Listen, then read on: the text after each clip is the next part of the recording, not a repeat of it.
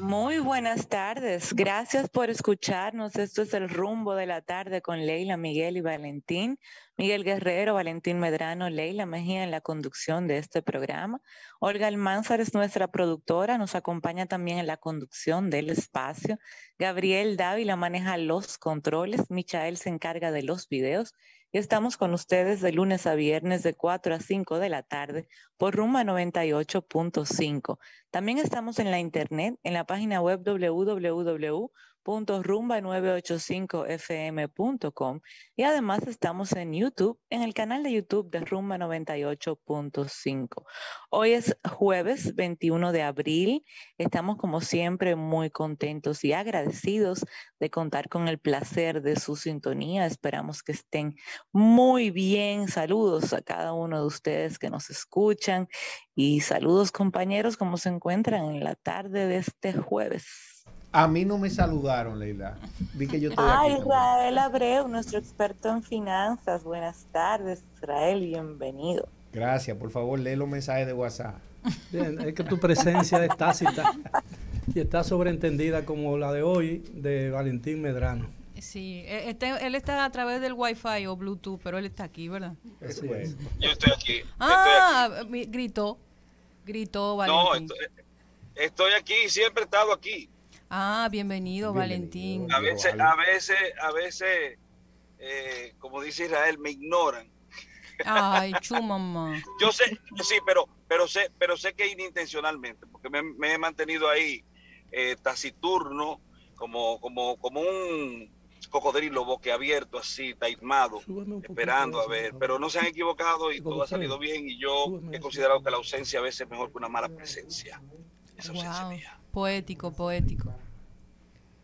Lo quiero.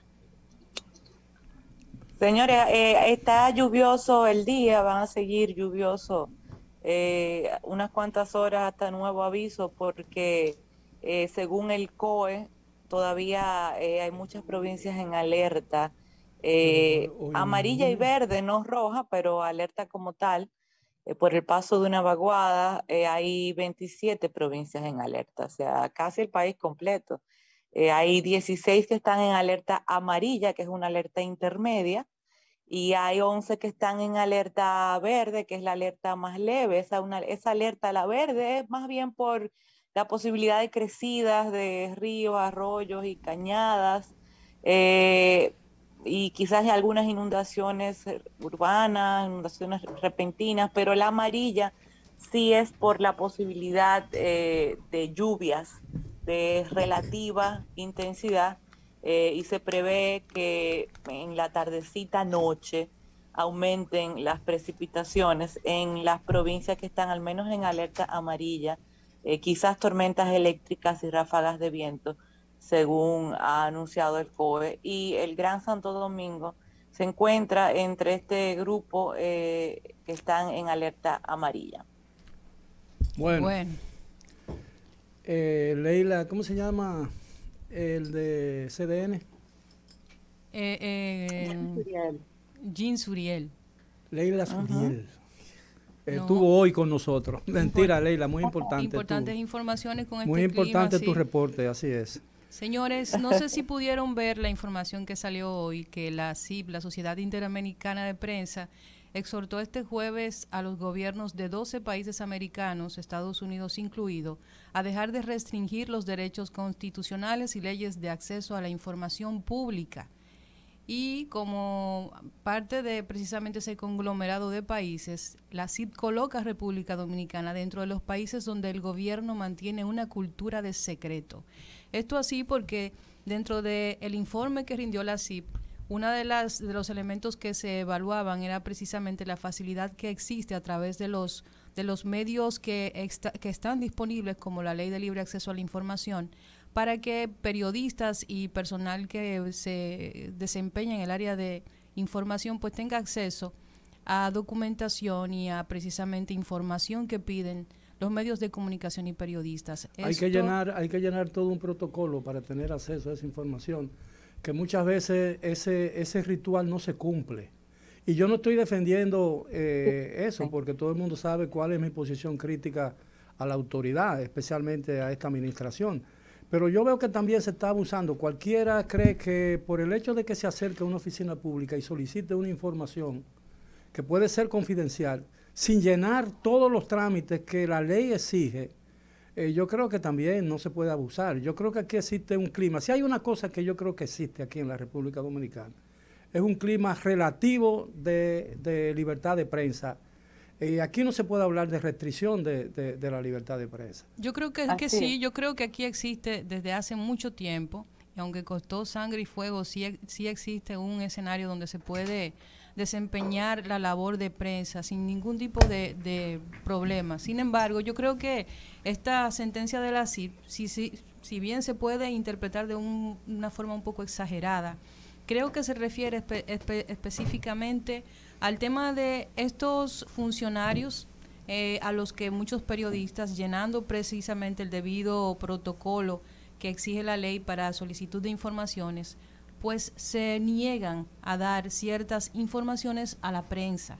Y aquí en el país, en esta gestión, hay personas que sí, y yo creo que eso debe ser una llamada de alerta a los funcionarios en ese sentido. Yo creo que la gente no lo debe interpretar como algo drástico, porque efectivamente en República Dominicana se puede ejercer el periodismo, se tiene una libertad de prensa. Sin embargo, sí debería ser un llamado de atención en la parte del acceso no solo a las informaciones de las instituciones, sino también el acceso a funcionarios a través de entrevistas, que son entrevistas que mucha gente entiende que no son una obligación, pero que forman parte de lo que son las responsabilidades de un puesto de función pública. Pero eso de entrevista no tiene que ver con libertad de prensa. Sí, claro, yo estoy de acuerdo con Leila. Estoy de acuerdo con Leila en eso. Mira, los problemas que se han dado en el país con relación a la ley de libre acceso a la información pública tienen que ver con el desconocimiento de muchos funcionarios de la importancia de esa ley y del contenido y el texto de esa ley. Y eso es una realidad. Ahora, ningún funcionario está obligado a responder todas las preguntas que le hacen los periodistas, especialmente después de la promulgación de esa ley. Que esa ley es realmente la que protege al pueblo del silencio y del mutismo oficial. Es decir, ok, tú no me quieres dar esta declaración que yo estoy pidiendo, perfecto, pero entonces yo te la voy a reclamar cumpliendo unos requisitos que la ley me da. ¿Entiendes? Yo creo que eso es porque esa ley es la ley más importante, una de las leyes más importantes que tiene el sistema democrático dominicano, porque es una ley que protege el derecho del público, es decir, del pueblo, a saber cuánto hace y no hace el gobierno.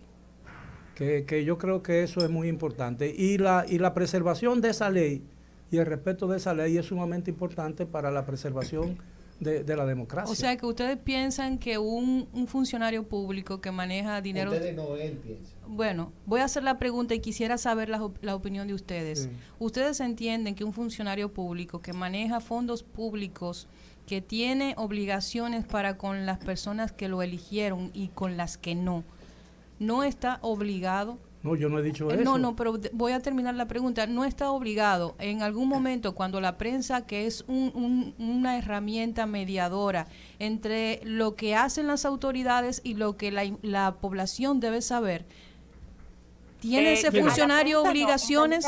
Mira, Oscar Wilde escribió hace mucho tiempo. Yo voy a responder desde el punto de vista legal. Obligado, legalmente, hablarle a la prensa, obligado, no. Está obligado por ley a rendir cuentas en tiempos determinados, a presentar una rendición de cuentas. Está obligado por ley, tiene que hacerlo. Si no lo hace, se supone que hay sanciones. Uno puede debatir si son suficientes o no. Eso sí, está obligado por ley. Eso es una. Y está obligado a dar cumplimiento a la Ley de Acceso a la Información Pública, que es a lo que se refiere ese informe de la CIP, que no es algo nuevo, recurrentemente, ahora en este gobierno, en el anterior, los anteriores del presidente Medina, creo que también cuando, no sé si la ley estaba, cuando el último, el presidente Fernández, también, o sea, ha sido un tema recurrente lo del acceso a la información pública. Tiene que ver en parte con desconocimiento de muchos funcionarios, no todos, algunos lo han manejado bien en los diferentes gobiernos, y en parte con desconocimiento de los que tratan de usar la ley en cuanto al procedimiento, como bien cita Miguel. Esa es la obligación legal. Ningún funcionario tiene una obligación legal de dar entrevista a la prensa y de dar rueda de prensa. Claro legal que no, la que tiene. legal no tiene nada. Pero eso es lo moral, que yo, ética, pero Leila, no. de alguna manera Leila endosa lo que yo estoy diciendo. Yo Totalmente, lo que digo es que yo soy un totalmente. funcionario público, un ejemplo, voy a poner de ejemplo, y viene un periodista de cualquier periódico, periodista puede ser el mejor periodista del mundo, y me dice, señor Guerrero, ¿qué opina usted? Usted no me ha pedido una cita para... Pero entonces es un si yo asunto estoy de en el Conde, protocolos. porque si yo estoy en un supermercado hablando, comprando algo para llevarlo para mi casa y se aparece un periodista y me hace una pregunta, tengo yo que responderlo. Mira, una de las grandes Pero batallas... es un escenario que sería extremo. No, pero no... O sea, es un asunto de protocolos. Entonces estamos diciendo Pero que... déjame terminar la idea. Déjame decirte una cosa. Una de las grandes batallas que ha librado la prensa realmente, la prensa de verdad, que ha librado a través de los años, es que la formalidad tiene que preservarse para la misma preservación de la prensa. Es decir, Claro. yo soy funcionario, un ejemplo, y viene una persona, me dice la secretaria, mira, ahí hay el periodista fulano de tal, un tal Miguel Guerrero ahí, que quiere reservarlo. Dice, ¿él tiene cita? No, él no tiene Sí, pero cita. es un asunto protocolar. Bueno, pero si no. una persona, por ejemplo, le pide una cita al ministro de Turismo que no le da entrevistas a nadie y esta persona constantemente se niega, ¿está bien eso que una persona quiera? No, yo no puedo juzgar el comportamiento de una gente. Por eso te dije muy claro que cuando un periodista no tiene acceso a un funcionario porque el funcionario no le cae bien o porque al funcionario no le cae bien el periodista, cosa que ocurre muy a menudo, el periodista la prensa tiene el derecho de superar ese mutismo y esa diría yo, esa muralla de silencio del funcionario acudiendo al mecanismo del libre acceso a la información pública, porque esa ley lo que hizo fue que eliminó todo obstáculo y posibilidad de acceso de la prensa nacional y del público a las cosas que hace y deja de hacer o no hace el gobierno. Entonces, pero eso de que yo no estoy obligado como funcionario, un ejemplo, a responder ninguna pregunta de un periodista. Y yo pongo mis condiciones. Y yo te lo digo, mira, cuando yo trabajaba periodismo, porque yo ahora no hago periodismo, yo lo que hago es opinión. Pero cuando yo era ejecutivo de un periódico, cuando a mí me decía a mí que yo tenía encargado de redacción del periódico El Caribe y jefe de información nacional y jefe de la mesa y corrector de estilo, de todo eso. Cuando una gente me decía, me ponía en el texto, el secretario de Agricultura, un ejemplo, no se pudo conseguir la información del secretario de Agricultura sobre el caso. Y yo lo llamaba y le decía, ven acá, ¿cómo que tú no pudiste tener acceso? No, yo le pregunté a la secretaria y él no me recibió y yo me fui. Ajá. Entonces él tiene que dejar de hacer todo. Y mira, tú puedes pensar que yo estoy haciendo de abogado del diablo. No, en realidad yo creo que es simplemente un asunto protocolar. O sea, yo sé lo que usted establece. Estoy de acuerdo que probablemente mucha gente vamos a hacer una cosa. Todos tenemos razón en esto, porque hay muchísimas formas de interpretación del periodismo. Tú tienes razón, tú tienes una opinión, yo tengo otra opinión, Leila tiene una opinión, yo coincido un poco. Pero perdón, Miguel, lo mío no es una opinión, es algo objetivo. Bueno, está bien, pero no vamos a discutir sobre eso. No es una opinión. Yo sé, pero tú tienes objetivo, y yo estoy diciendo que estoy compartiendo lo que tú dices. Yo lo dije primero, pero alguien lo dijo mucho primero que yo, y ese que lo dijo primero que yo, tuvo mucha gente que lo dijeron primero que él. Claro, es decir, aquí hay una protección al derecho de información pública y es a través de la ley. Y la gente tiene un concepto muy diferente. Aquí lo que pasa es que aquí hay más periodistas de lo que el país necesita. Pero eso es otra discusión, entiendo yo. Bueno, no, pero lo que te quiero decir es que y fíjate que yo te estoy hablando de una perspectiva crítica, porque yo soy un crítico de esta administración. Soy un crítico conocido, y de eso no hay ninguna duda. Pero yo tampoco puedo aceptar, como periodista de muchos años, o ex periodista si tú quieres, que en realidad es lo que soy, un ex periodista. Yo estoy en otra esfera ya, y no una esfera y posiblemente inferior. Entonces, lo que yo te quiero decir es que hay cosas, el periodismo no es lo que mucha gente cree, que los periodistas tienen acceso a todas las cosas. No, Es decir, yo estoy aquí y viene un periodista y abre esa puerta y entra con su cámara y me quiere entrevistar y me quiere sacar a punta de pistola una información. Pero no, señor, usted tiene que pedir una cita. Para entrar aquí, usted tiene que pedir una cita. Es que esas son situaciones que se dan, quizá es la excepción y no la regla, don Miguel. Con mucha frecuencia, para poder tener acceso a un funcionario hay que pedir citas. Y yo creo que el grueso del conflicto con este tema no está en el protocolo, sino en el problema de fondo. Si nosotros tenemos funcionarios que, insisto, manejan fondos públicos, le voy a poner un caso. Cuando aquí se comenzó con el tema de la vacuna, que se habló de los contratos que eran leoninos con Pfizer o con AstraZeneca, muchos periodistas, precisamente siguiendo esos pasos a través de la Ley de Libre Acceso a la Información, nunca tuvieron acceso a los contratos porque no se les permitía, porque decían que esos contratos no podían entregarse a la prensa. Y se suponía que a través de la ley esa era la herramienta para que esa información llegara a los medios de comunicación. Nunca quisieron entregar el documento. Es a través de un grupo de periodistas norteamericanos que es liberado el documento, porque ellos sí, en su ejercicio, con esa misma herramienta. Pero es que nos estamos pero inundando. Me permite terminar Pero es que tú, bueno, está bien, sigue. Sigue, sigue.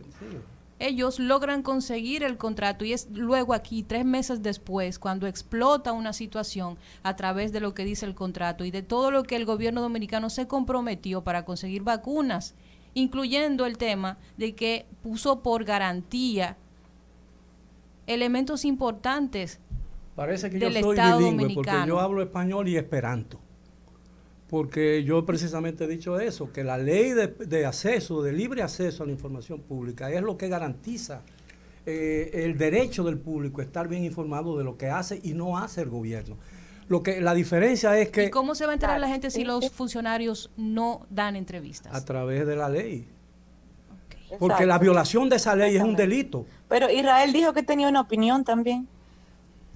Mira, del Fondo Monetario. Definitivamente el circunscribir que un funcionario esté obligado o no a dar una entrevista, definitivamente es un derecho que, a pesar de ser funcionario público, es intuito persona.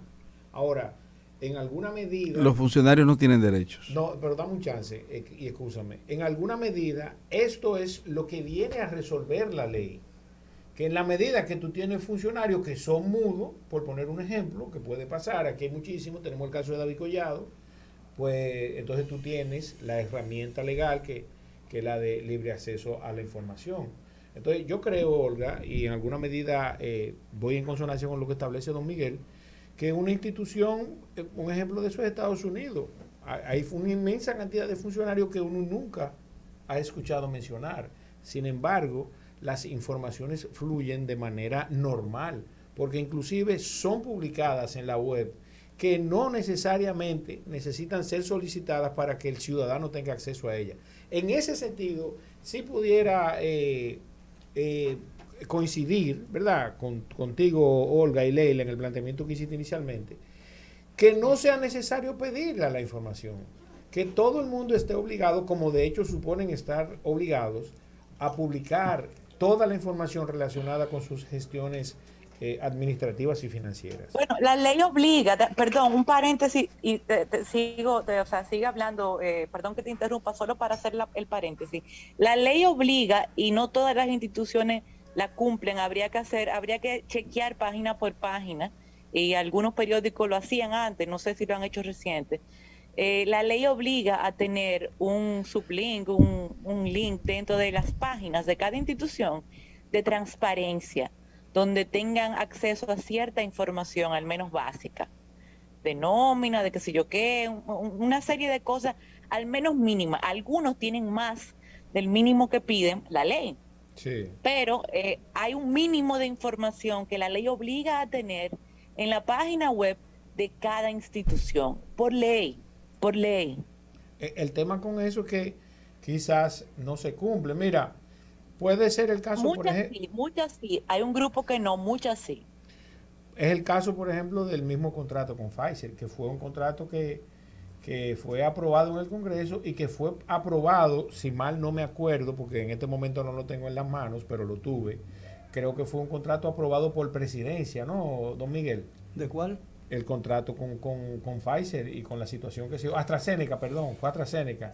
Y la situación con el tema de los compromisos que se hicieron. Pero lo que yo quiero establecer es que la obligatoriedad o la obligación de los funcionarios públicos de ofrecer toda la información que el público tenga que saber sobre su gestión no lo podemos decir por cualquiera que te diga a ti. ¿Es cierto que usted ha hecho un contrato?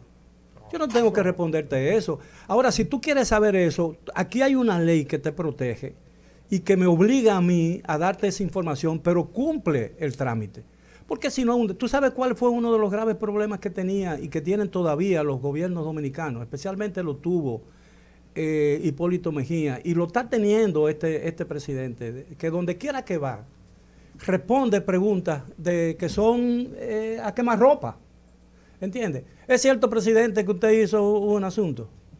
Yo no tengo que responderle a usted eso, porque yo no he venido aquí a responder preguntas, yo he venido aquí a una actividad, yo hago rueda de prensa, o si usted quiere esa respuesta, mande un cuestionario a Palacio y yo se lo respondo. Es decir, hay muchas formas de esquivar una pregunta. El problema es que aquí la gente... tú no has visto cómo van los periodistas y los camarógrafos, le meten el micrófono en la boca a una gente para una pregunta y 60 gente queriendo hacer la misma pregunta todo el tiempo, al mismo tiempo. Es decir, esa ley ha sido una de las leyes más importantes que se ha aprobado aquí y que se ha puesto en vigor, porque esa ley es la que protege realmente al público del silencio oficial y protege a su vez a la prensa de la posibilidad de incurrir en graves errores por querer irse adelante y por querer dar un palo noticioso. Porque aquí todavía se está hablando de palo noticioso y ya ese tipo de periodismo desapareció hace mucho tiempo y que le hizo mucho daño al periodismo dominicano. ¿Y por qué? Porque había gente que por llegar primero llegaba muy mal y llegaba herido y después tenía que estar corrigiéndose a sí mismo, y yo creo que eso es lo peor que le puede pasar a un periodista, es decir, o a un medio de comunicación, tener que por la prisa en dar una información que no está totalmente confirmada, tiene después al día siguiente o un poco más tarde, ahora no es necesario esperar el día siguiente, que pedir disculpas. Bueno, no pedir disculpas, aquí los medios de comunicación no acostumbran a pedir disculpas cuando se equivocan o cuando incurren en una información falsa, lo cual es un deber elemental de la prensa dominicana, pedir disculpas. Nos equivocamos y pedimos perdón al público porque hay que respetar al público. Y eso es lo que yo siempre he sostenido, pero yo no pertenezco a esta generación de periodistas. Esta generación de periodistas me superó y ya yo no puedo marchar a la velocidad con que esta gente marchan. No, ahora en versión digital es más común eso, Sí, mucho claro. más común. Pasa demasiado en la versión digital, que quieren ser lo primero en dar la noticia y se equivocan. Mira lo que pasó con Juan Manuel Méndez, el del COE. Él hizo una publicación en Instagram hablando con su equipo y un periódico interpretó de la publicación sin hablar con él, interpretó de la publicación que él estaba renunciando. Entonces el periódico, sin hablar con él, publicó la noticia: después de 17 años en el COE, Juan Manuel Méndez renuncia. Todos los demás periódicos tomaron la información de ese periódico, los periódicos digitales, y eso estaba en todas partes. Entonces, en todas partes estaba la renuncia de ese señor, y en un programa matutino, el compañero de RCC Media, en El Sol de la Mañana, lo entrevistaron y él tuvo que decir de su voz: no, pues yo en ningún... yo publiqué tal cosa, ellos interpretaron de mi publicación eso, pero yo ni he renunciado ni voy a renunciar para yo irme del COE, tienen que votarme. ¿Tú sabes cuál fue uno de los... El periódico no lo corrigió, el periódico, ¿sabe qué hizo? Lo borró y ya. Sí, claro. ¿Tú sabes cuál fue uno de los pecados capitales que incurrió la prensa nacional cuando yo ejercía el periodismo informativo? Apelar siempre a una fuente confiable, una fuente diplomática, una fuente generalmente bien informada. Dijo, bueno, pero cada vez que yo veía eso en la prensa, yo le daba, lo tachaba. ¿Cuál es esa Noticia en fuente? desarrollo también. Muchas veces esa fuente es uno mismo. Casi siempre esa fuente confiable es uno mismo. Aunque yo tengo una que nunca puedo revelar. Sí. Fuente porque el informante dio la información a condición de que se mantuviera el anonimato de la fuente. Sí, eso es verdad. Miren, y Valentín, pues yo tengo un tema que quiero tratarle a él, o sea, en Yo el estoy aire, aquí, pero- estoy aquí, pero no soy yo. ¿Tú no Así quieres decía la tratar un bachata. tema como cliente o como...? No, No, Leila, no. sino que es un caso jurídico y quería plantearlo en el aire porque es de interés nacional, pero quería ver la opinión de él, porque salió publicado hace poco y ha causado molestia entre la gente. Y lo que me llama a mí la atención es el contraste, como la disparidad que hay en las sentencias judiciales que hay para diferentes tipos de casos. Y no es un caso que tenga que ver con figura pública, ni funcionario, ni nada, pero ha molestado mucho a la población esto. Se trata de aquel caso, sonó mucho, una violación a una menor de edad cometida por Fanel Cecil. Es una persona de nacionalidad haitiana, lo puntualizo porque el nombre es muy peculiar, en las matas de Farfán. Y fue sometido en un tribunal de San Juan de la Maguana y finalmente dictaron la sentencia. Fue una violación agresiva, todas las violaciones son agresivas, pero tenía un componente de mucha violencia, o sea, tenía agravantes, ¿verdad? Y ya finalmente se emitió una sentencia y la condena fue de apenas 5 años. Entonces, a veces uno ve que por atraco dan 20 años y por ciertas cosas dan la pena máxima, y en este caso que fue tan doloroso y que sonó tanto en la prensa y por el cual tanta gente pidió justicia, una menor de edad, una muchachita, a este hombre le dieron 5 años y está sonando mucho en las redes por la indignación. O sea, la gente está indignada por una pena tan bajita, pero a mí lo que me choca es el contraste, o sea, yo veo como un gran contraste con tantas otras cosas que uno ve, sentencias excesivas para tantas otras cosas que uno entiende que son crímenes de menor escala. No sé, y como Valentín es abogado en ejercicio, penalista, quería que Valentín estuviese ahí para decírselo a él en el aire, porque es un tema de interés, pero quería saber qué me dice Valentín de eso, ¿verdad? Pero yo estoy aquí. Por eso, Como dije, dime. estoy aquí, pero no soy yo. Bueno, mira, nosotros tenemos un gran problema. En este caso, yo creo que la fotografía existencial que tú haces del proceso se ajusta a los pesares que produce la sentencia. Por eso quiero decir que si ha habido, no conozco el proceso, no conozco los detalles, no conozco los ingredientes, pero viéndolo así, a grosso modo, por la información que tú ofertas, tomando eso como elementos constitutivos del delito, probados, vamos a asumir que fue probado que hubo violencia, que hubo constreñimiento carnal, que era una menor, todos esos ingredientes apuntan al máximo de la condena. Pero salvo esta realidad, que como decía que desde el punto de vista existencial produce el escozor, ese estadio de malestar colectivo, porque uno percibe y siente que no se hizo justicia, porque justicia es dar a cada quien lo que le corresponde. Si le corresponde una absolución, pues que se vaya. Si le corresponden 5 años, pues bueno, eso es lo que es. Y si no le corresponde nada o mucho, demasiado, como 30 o 40 años, que ahora con la legislación dominicana apertura esa posibilidad, pues que se le aplique. Aun cuando en el caso mío, y tal cual ha sido el derrotero histórico desde el punto de vista jurídico de la nación, yo estoy en desacuerdo con las penas, la pena de muerte y sus similares. Porque la vida la dio Dios. Y si, por ejemplo, yo estoy en desacuerdo con el aborto en algunas condiciones, o si lo estoy, en el caso mío no es así, pero yo tengo mi concepción de lo que es vida, que es un poco diferente a la concepción jurídica, a la concepción que la Constitución tiene de la vida, y no por ello se aparta ni de la cristiandad, ni tampoco, entiendo yo que puedo ser un equivocado, pero mucho menos de de los avances científicos en ese sentido, en el abordaje de ese tema. Es una sentencia, hasta donde se ve, benigna. Lo que yo sí puedo creer, porque muchas veces, Leila, nosotros tenemos solamente una parte de la historia.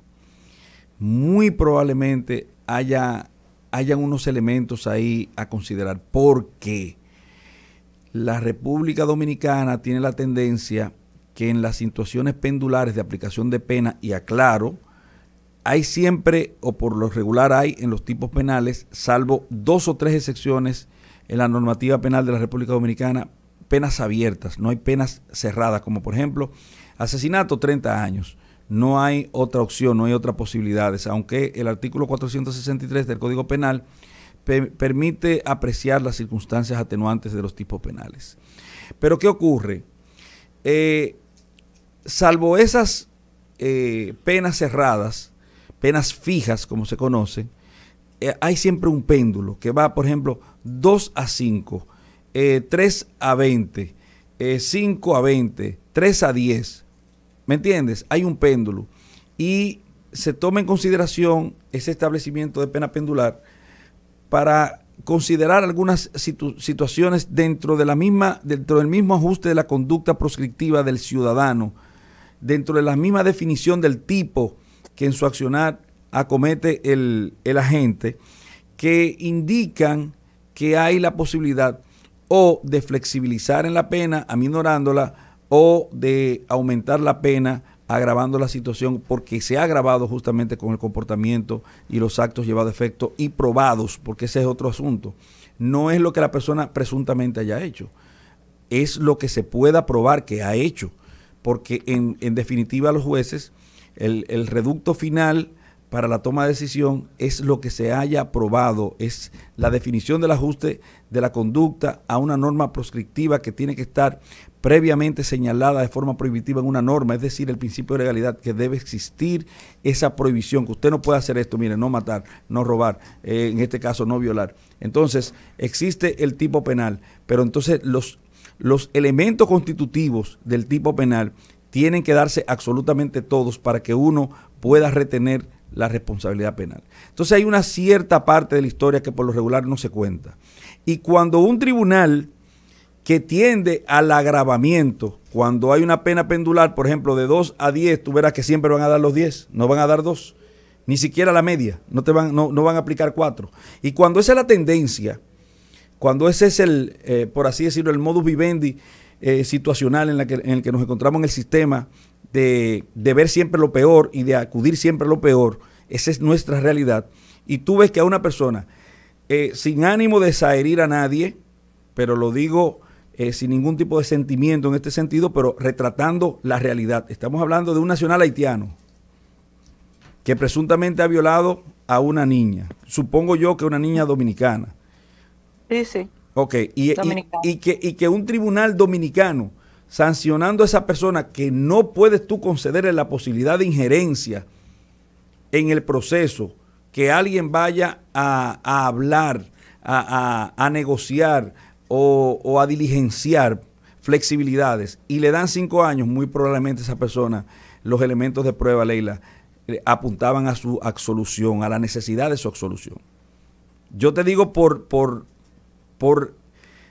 la costumbre, por el resultado sistémico, cuando no encuentra nada, y me voy al caso justamente de la señora de San Francisco de Macorís, que estaba siendo juzgada junto con su hijo Marley Martínez y Marlon, cuando el tribunal de primer grado, por la presión social que tenía, se vio necesariamente en la obligación, por haber sido demostrado ciertos niveles de ajuste de la conducta de ella a esa proscripción legal de Marley Martínez, le aplicó 5 años.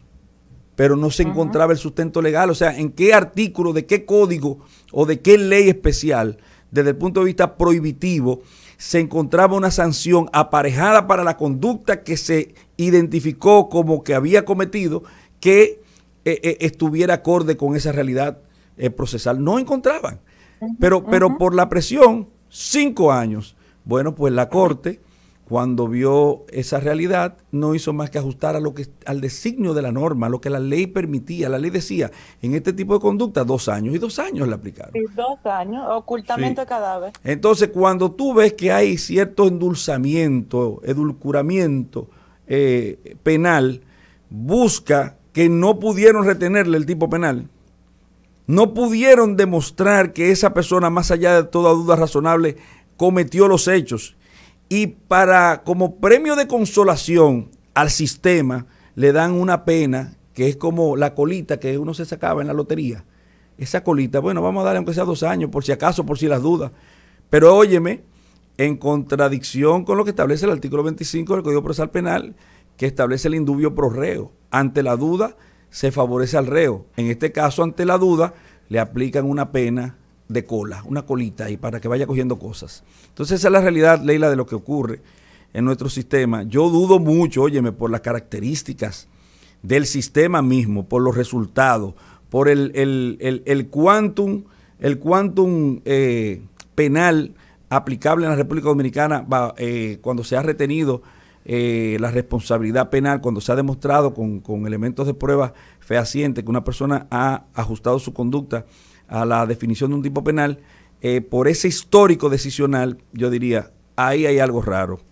Eso diría yo, ¿me entiendes? Pero de ser, como se ha retratado en los medios, de ser los elementos constitutivos como tú lo has definido, la pena es irritante. La pena sería, sí, claro, sería una locura, y eso no puede ser posible. ¿Qué dice Israel? ¿Qué es lo que le pasa? No, todo bien, definitivamente. El hecho con lo que tú planteas es que República Dominicana, quizás hasta por el mismo moro, y aquí también hacer la aseveración que tú anteriormente hacías, sin desmedro de quienes en alguna medida pueden tener intereses afectivos en los casos que se están viviendo, ¿no? Pero la verdad es que el sistema de justicia debe apegarse, y es lo que uno espera, a lo que establecen las leyes y a lo que se pueda o no probar. Un sistema de justicia que en el 95% de los casos, si te solicitan prisión, te dan prisión. Si te solicitan condena, te dan condena.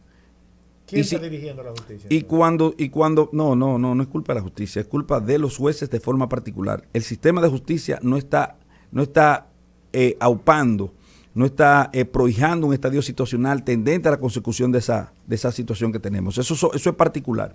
Y tiene que ver con un recelo que tienen los jueces de experiencias vividas en el pasado. Tú sabes que antes, cuando un juez daba una sentencia de garantía, lo trasladaban. Yo te puedo mencionar nombres de jueces, para mí, de los mejores jueces que hemos tenido a nivel penal en la República Dominicana. Prácticamente todos los que eran adalides en términos de dar decisiones que se ajustaran al dedillo, a las exigencias procesales, a la realidad del proceso, fueron perseguidos y trasladados. ¿Cómo va a ser? Sí, y algunos fueron incluso hasta condenados. Eso ocurrió. Y cómo ocurrió, ese recelo tan reciente, ese miedo tan reciente a situaciones, valga la redundancia, recientemente vividas, hacen que algunos jueces actúen con temeridad. Pero yo estoy convencido, porque he hecho mis indagaciones al respecto, mis investigaciones al respecto, que no hay una línea en ese sentido. O sea, no es que se le está diciendo, dele prisión a fulano, porque usted sabe que esto es un asunto de Estado. No. Eso lo está consiguiendo el Ministerio Público de otra manera. Está haciendo su diligencia de otra manera. Está consiguiendo eso de otra manera. Pero no necesariamente con la participación institucional del sistema de justicia, o sea, del Poder Judicial. No, el Poder Judicial no está participando en eso. Pero obviamente tú sabes que, a diferencia del abogado defensor, a quien han proscrito durante toda la vida, yo recuerdo que en una ocasión yo hablaba de George Land. Oye eso, Leila, George Land. ¿Qué es eso? Bueno, un lugar donde iban a vivir los jueces, porque le prohibían que hablara con abogados, que no podía estar en lugares públicos, que no tenía, el juez prácticamente, en la época de Subero, tenía que hacer George Land, la tierra de jueces, donde vivieran jueces y tuvieran entre ellos, se casaran, tuvieran juececitos como hijos, y así ya tuviéramos una sociedad de jueces que tuvieran aislados, que no fueran, que dicho sea de paso, eso era tan estúpido, tan tonto, que el juez no iba a tener los conocimientos necesarios para juzgar, Porque uno de los elementos que establece el artículo 172 para tú sancionar en justicia es la experiencia que tú tienes de vida. O sea, la forma en que tú sabes que la gente tiene que comportarse. Tu conexión con la sociedad. Tu conexión con la sociedad para saber cuándo un asunto es correcto y cuándo un asunto es incorrecto. Los romanos resolvían ese problema muy sencillamente. Ante un delito que tuvieran la duda de si era correcto o no, de si podía constituir un delito o no, ponían a una persona normalmente prudente en la circunstancia en la que se encontró el presunto infractor, y si la persona infringía, entonces no era delito. Si por el contrario la persona evitaba la misma acción que cometió el presunto delincuente, entonces eso se consideraba un delito. ¿Entiendes por dónde voy? Entonces, la máxima de la experiencia, ¿tú sabes cómo se construye? Que está ahí en la normativa procesal penal. La máxima de la experiencia se construye conviviendo con los seres humanos. Entonces, no hay otra forma de hacerlo. No hay otra manera. Entonces, a los jueces lo querían aislar, le tenían un sesgo, que es, vuelvo y reitero, tonto, porque ningún sistema que se respete, además es un asunto muy personal. O sea, tú crees tampoco en la capacidad de resistencia que ellos tienen, que tú tienes que aislarlo de los presuntos, de las personas que van a tratar de producir un fallo determinado. No sé si tú me entiendes. Sí, claro. Tú tienes que someterlo a todo eso porque se supone que ellos tienen que estar por encima de esa realidad. Tú lo preparaste para eso. El caso es que durante mucho tiempo, en las 3 últimas gestiones de la Suprema Corte de Justicia, previo a esta, hubo mucha persecución. Mariano tiene el récord. Mariano Mejía. Mariano Germán. Así, perdón. Tiene el récord de la mayor cantidad de procesos disciplinarios llevados contra jueces. Eso fue el otro día. Entonces hay jueces que todavía conservan el temor de hacer lo correcto. Si hago lo correcto, me persiguen. Si hago lo correcto, me trasladan. Si hago lo correcto, me ponen en la picota pública. Justamente hoy estaba yo viendo un programa donde la magistrada Katia Miguelina, ex magistrada del Tribunal Constitucional, recién salida, pero también una magistrada reconocida como muy buena dentro del sistema de justicia de la República Dominicana, con una muy buena trayectoria y con un histórico decisional muy plausible. Y ella decía que eso es un abuso, por ejemplo, zarandear los procesos en los medios de comunicación, porque cuando tú zarandeas los procesos en los medios de comunicación, le impones al juez una camisa de fuerza. Una presión social, le pones una presión que cuando el individuo decida en lo que es correcto, le va a caer la crápula encima. Así es. Entonces, ¿perdón? Sí. ¿Perdón decir? No, sigues. Perdón. No. Entonces yo, para cerrar con este punto, Leila, creo que nosotros tenemos un sistema que hay que, todo lo contrario, este sistema hay que aceitarlo para que sea más noble, más justo. ¿Tú sabías eso, verdad? Sí, claro que sí. Nosotros tenemos que aceitar un sistema para que sea... todos los libros, absolutamente todos de derechos humanos, de derecho procesal penal, lo que vinieron aquí a enseñar al Ministerio Público y a los jueces cuando se instauró prácticamente la carrera, que ahora Celeste tenía que ver con la escuela del Ministerio Público, lo mismo que pasó en el Poder Judicial cuando el mismo hoy presidente de la Suprema Corte de Justicia era director de la carrera, cuando se prepararon, se formaron, cada uno de esos expertos, Binder, Zaffaroni, todo el mundo venía a decir aquí, humanización del proceso penal. Y nosotros tenemos ahora un desmonte de la humanización, tenemos una contrarreforma, pero también tenemos una afectación de las garantías penales sustantivas de cada uno de los dominicanos o de los ciudadanos que estén en la República Dominicana. Ejerció él, por cierto, Luis Henry Molina. ¿En qué momento él fue abogado en ejercicio? Refréscame la memoria. No, yo decía que él era director de la escuela. No, de la escuela, no, de carrera. Lo sé. La pregunta es otra. ¿En qué momento él fue abogado en ejercicio? ¿En qué momento él sudó la toga y el birrete? No, yo desconozco eso. Creo haber escuchado, no tengo información al respecto, que él trabajó como abogado, no sé en qué condición, en una de las más reputadas firmas de abogados de la República Dominicana. Creo que era en Pellerano Herrera. Creo haber escuchado eso. Es una pregunta retórica. Tú sabes la respuesta. No, yo no. La pregunta es retórica, tú sabes. Yo oí clarito que dijeron salud, pero no sabía por qué.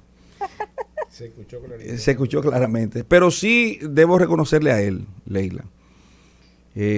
Creo que es un atributo y un aporte a una de las dos patas del sistema de enjuiciamiento penal y de la constitucionalización de los procesos, que se presupone que tiene que ser una justicia independiente e imparcial. Hasta ahora, en su comportamiento, lo que yo he visto, lo que se evidencia, lo que he investigado, porque hay que investigar. El que no investiga no tiene derecho a la palabra, decía un sabio, y no soy yo. Lo que yo he visto es que con respecto al primero de esos elementos que están instituidos en el artículo 149, párrafo de la Constitución, la independencia se ha estado respetando. De parte del sistema de justicia, de parte de una de las dos partes del sistema de justicia, que es el Poder Judicial. Es decir, que hasta ahora no se ha evidenciado, no se ha podido tener información de que jueces supremos o el presidente de la Suprema Corte de Justicia, Luis Henry Molina, estén llamando jueces para que los jueces decidan en una u otra dirección. Si han fallado, y cuando digo fallado no es dar fallos, sino cuando han cometido yerros en sus fallos, lo han hecho motus propio. Acobardados o afectados por cualquier otra razón. Valentín y Leila. Vamos a darle todos 8 minutos a Israel, que tiene unos temas. Los voy a necesitar para que socialicemos la norma 06 del año 2022 de la Dirección General de Impuestos Internos en relación... Excusa, a mí no te van a poner tu presentación, así no.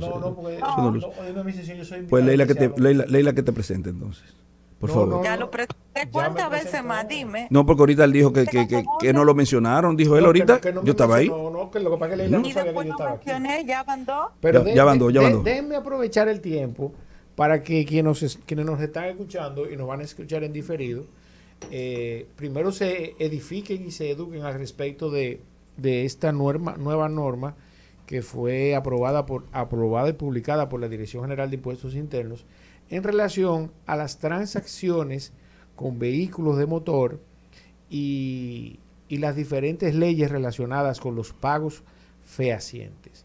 Entonces, en ese orden... ¿Qué es eso, pago fehaciente? Pago fehaciente implica un pago real y efectivo que pueda ser comprobable. Ok. Exactamente. Y que además vincule, porque un pago puede ser comprobable, pero que vincule de manera estricta a quienes forman parte de la transacción. Ahora que vincule al que paga con el que vende, por ejemplo. El que compra con el que vende, de manera específica. Okay. Ahora, y que deje una huella. Exactamente. Ahora bien, Valentín, que es donde voy a entrar, y tú también, Leila, que es importante que socialicemos esto.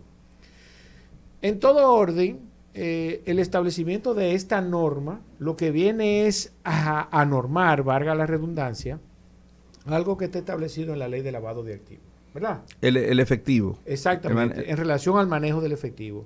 Eso está relativamente claro. Ahora bien, desde el punto de vista legal, yo tengo varias diferencias. Al final, la ley se va a imponer por encima de todo y el poder que ejerce quienes gobiernan en su momento. Ahora bien, yo entiendo que siempre y cuando quien compra y quien vende, en función inclusive de lo que establece el Código Monetario, primero el Código Monetario, monetario y financiero, y jerárquicamente superior lo que establece la Constitución, un ciudadano, como yo vi un chino pagando un vehículo que fue a comprar en monedas, y llevó un camión de monedas, y hubo que recibirle su dinero. El hecho es... ¿Eso fue dónde? En China. Porque ese es un país.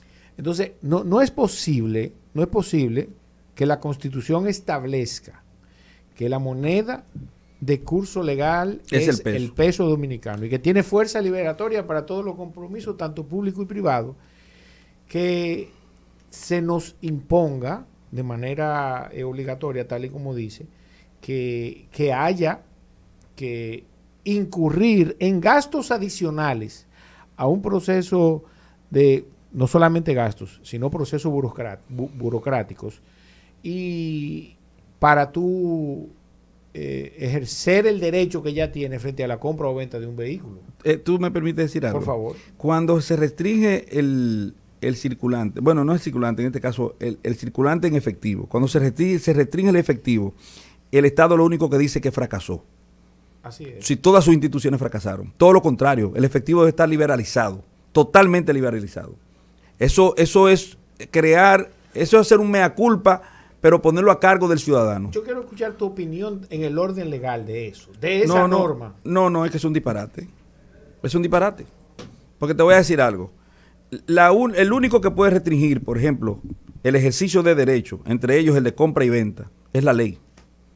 Solo por ley y en los casos que permita la Constitución, se pueden restringir derechos.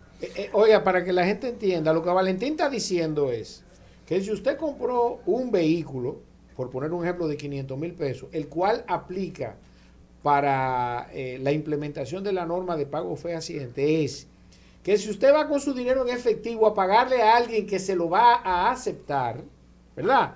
Y lo hace frente a notario, cuando usted vaya a transferir ese vehículo que usted compró, Valentín, si estoy equivocado, por favor, corrígeme, la Dirección General de Impuestos Internos no se lo va a transferir. E inclusive puede ser reo de lavado. Si no así es, pero voy a la crítica. Si tú me permites unos segundos. Mira, primero, yo no conozco un solo ciudadano, a no ser que sea un delincuente, que fabrique dinero. El Estado fabrica el dinero. La Constitución dice que es la forma de pago. Tú estás brillante, Valentín. No, es así. Entonces, es un asunto legal. Señores, los billetes tienen la firma del gobernador del Banco Central. Y está hecho por una casa designada por el gobierno para fabricar ese dinero. Ese dinero no puede ser ilícito bajo ninguna circunstancia. Cuando ellos fracasan en determinar quién ha cometido un delito, entonces te lo traducen a ti. ¿Eh? Te di el, no, pero dilo públicamente para que la gente... Valentín me acaba de dar el tema para mi artículo del periódico de mañana. Ah, bueno, pues yo espero con ansia ese artículo. Porque pero muy bien, de verdad. No. De verdad te felicito, porque realmente el dinero, quien emite el dinero es el gobierno. Pero claro. Está revestido de toda la legalidad y la legitimidad, porque si yo decidí aceptártelo, ¿cómo es posible, verdad? Y nosotros nos pusimos de acuerdo para que tú lo emitas. Y te digo dónde nos quieren joder, para que tú veas, dónde nos joden. Ya dijimos que lo hacen los gobiernos. El dinero lo hacen los gobiernos. Yo te voy a hacer una pregunta. ¿Cómo es posible que un narcotraficante supuestamente introduzca en los Estados Unidos miles de millones, miles de sustancias esas controladas, qué sé yo, la cantidad que sea, y a él le puedan pagar en dinero que sale limpiecito y nuevecito del banco? ¿Cómo es posible eso? Yo creo que tú me digas, que alguien me diga a mí, ¿cómo es posible que le paguen, por ejemplo, 60 millones de dólares y se lo dan salido del banco? Y que me digan a mí que eso no es institucional. Explícame esa partecita, que yo hace tiempo que quiero encontrar a alguien, porque te soy honesto, no es una pregunta retórica, yo no sé la respuesta. Pero ¿qué tú interpretas? Porque la verdad es que yo no tengo nada que decir no, al respecto. No, pero yo una transacción ilícita que es pero pagada, que no es ilícita nada. Es ilícita, pero como un dinero nuevo que lo hacen los estados, que lo manejan los estados, sale de algún mecanismo estatal, se fisura y llega a manos de un delincuente. Explícame esa. No, es que no hay forma de explicarla, pero después yo te digo cómo es el asunto fuera del aire. Señores, Leila. Ya llegamos al final, así que mañana viernes a las 4 de la tarde nos encontramos aquí para otra entrega de este programa. Mientras tanto, tengan un feliz resto del día y continúen con la programación de Rumba. Hasta mañana.